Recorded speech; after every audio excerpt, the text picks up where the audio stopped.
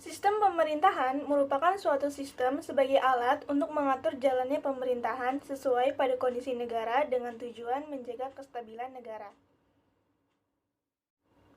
Istilah sistem pemerintahan berasal dari dua kata, yaitu sistem dan pemerintahan. Sistem dapat disebut sebagai susunan, tatanan, dan jaringan yang mempunyai hubungan fungsional baik antara bagian maupun hubungan fungsional terhadap keseluruhan bagian yang akibatnya jika salah satu bagian tidak bekerja dengan baik, maka akan mempengaruhi keseluruhan tatanan tersebut.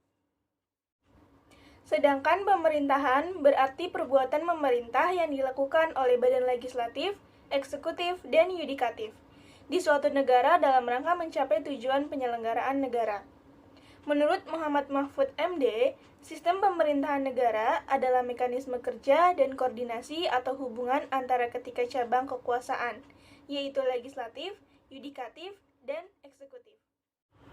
Sehingga dapat disimpulkan bahwa sistem pemerintah adalah hubungan dan susunan antara lembaga-lembaga negara yang saling terkait dan berkesinambungan dalam satu kesatuan dalam rangka penyelenggaraan negara.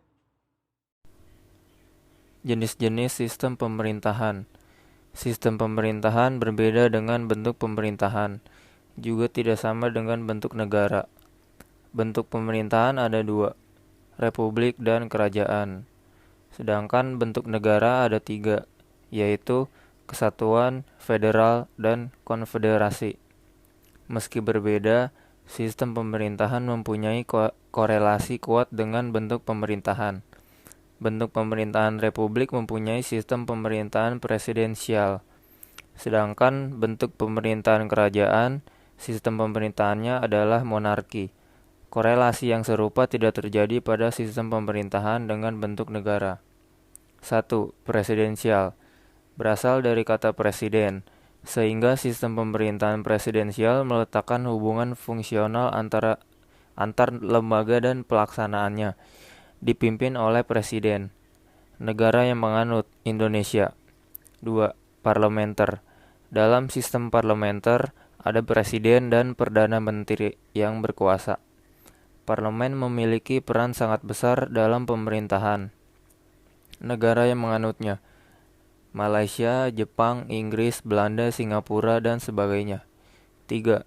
Semi-presidensial.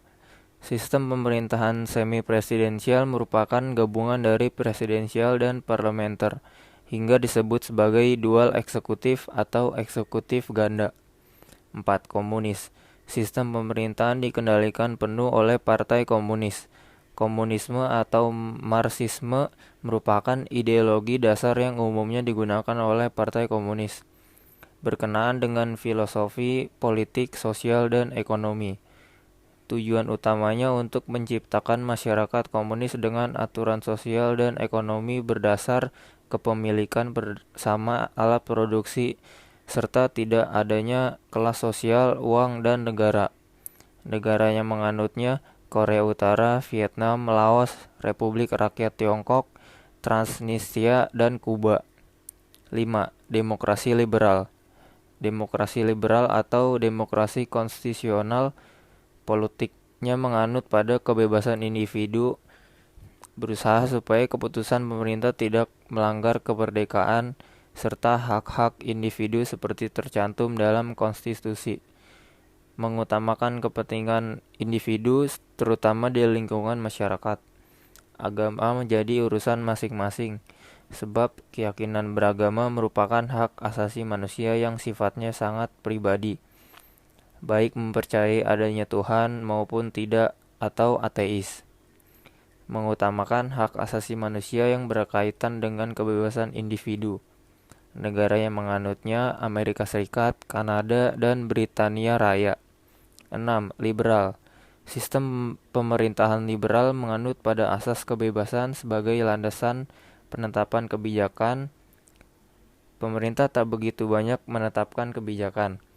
Mayoritas aktivitas pemerintahan negara dijalankan oleh pihak swasta.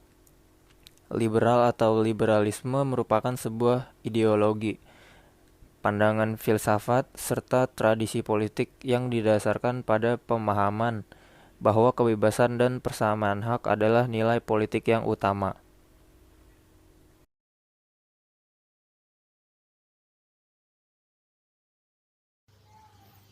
Perbedaan Amerika Serikat dengan Indonesia.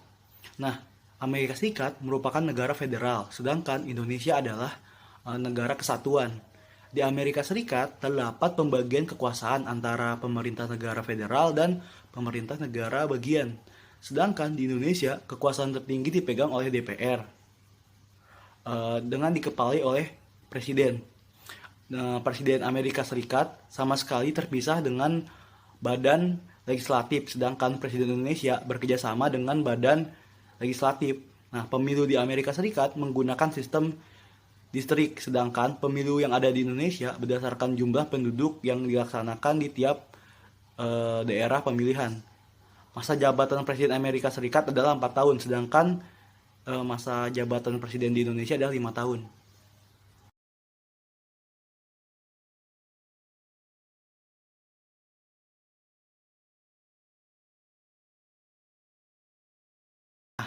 Perbedaan dalam sistem pemilu yang di Indonesia.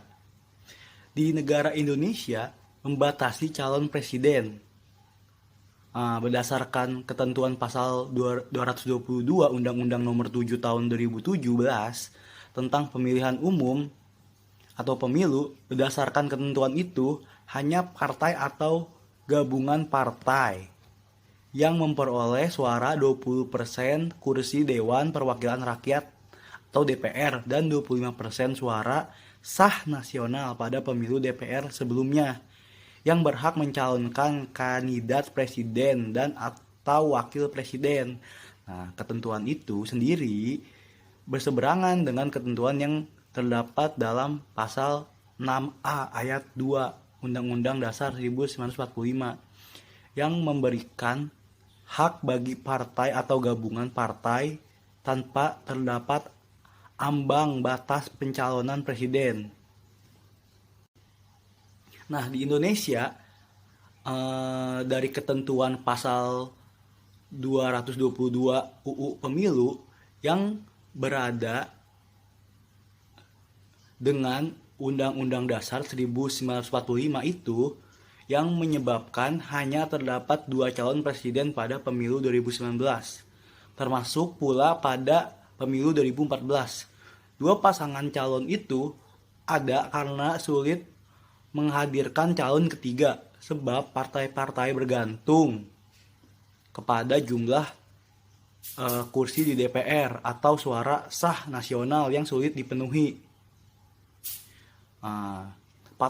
Partai-partai menengah dan kecil ketergantungan kepada kursi dan suara sah yang dimiliki partai besar. Itulah yang membuat partai lain tidak berani mengajukan calon alternatif.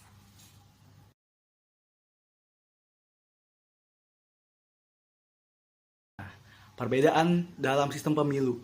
Nah, di Amerika Serikat, terpilihnya seorang calon menjadi presiden ditentukan oleh selembar suara per negara bagian. Masing-masing negara bagian memiliki anggota dewan. Pemilihan yang jumlah totalnya sebesar 538 anggota dewan, pemilihan di seluruh negara bagiannya.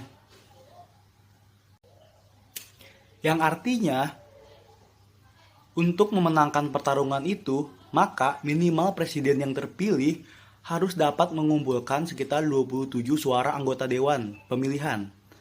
Electoral vote. Nah, itu sebabnya meskipun Hillary Clinton di pemilu 2016 dan Al Gore di tahun 2000 memperoleh suara mayoritas pemilihan, tetapi tidak dapat memenangkan pemilu itu dikarenakan gagal mengumpulkan minimal 270 anggota Dewan Pemilih.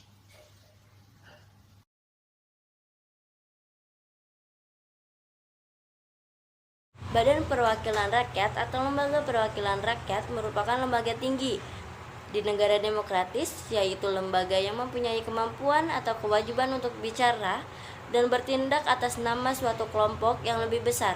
Sekarang ini, anggota Badan Perwakilan Rakyat pada umumnya mewakili rakyat melalui partai politik. Hal ini dinamakan perwakilan yang bersifat politik. Anggota Badan Perwakilan Rakyat Indonesia adalah Majelis Perwakilan Rakyat yang terdiri dari Dewan Perwakilan Rakyat dan Dewan Perwakilan Daerah.